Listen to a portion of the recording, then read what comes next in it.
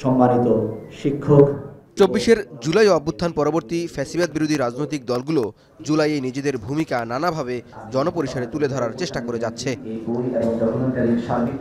বুধবার জনগণের কাছে নিজেদের ইতিহাস তুলে ধরতে ২৪-এর গণ অভ্যুত্থানে বিএনপি নামক বই প্রকাশ করে বিএনপি। রাজধানীর গুলশানে বইয়ের মোড়ক উন্মোচন অনুষ্ঠানে অংশ নেয় বিএনপি ও এর অঙ্গ সংগঠনের নেতাকর্মী সহ শরিক দলের নেতারা। এ সময় নেতারা বলেন, কেউ আর ফ্যাসিবাদে ফিরে যেতে চায় না।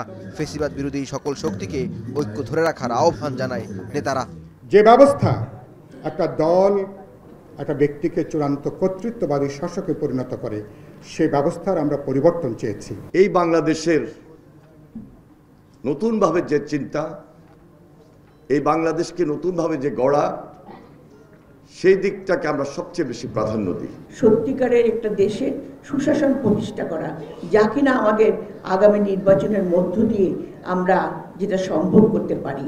বিএনপি মহাসচিব মির্জা ফখরুল ইসলাম আলমগীর মোড়ক উন্মোচনের রাজনৈতিক পরিস্থিতি নিয়ে হতাশা প্রকাশ করে বলেন, আদালতে শেখ হাসিনা রায়ের সময় মবকৃষি তৈরি ফ্যাসিবাদের লক্ষণ।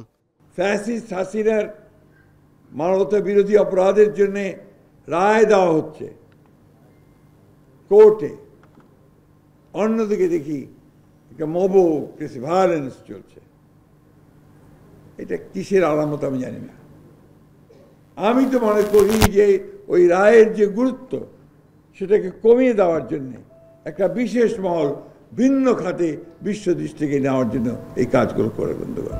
বিএনপি কোনো বিপ্লবী দল নয় উল্লেখ করে আসন্ন নির্বাচনে বিএনপি শরিক দলগুলো নিয়ে একটি গণতান্ত্রিক মোর্চা গঠন করবে বলে জানায় মির্জা ফখরুল।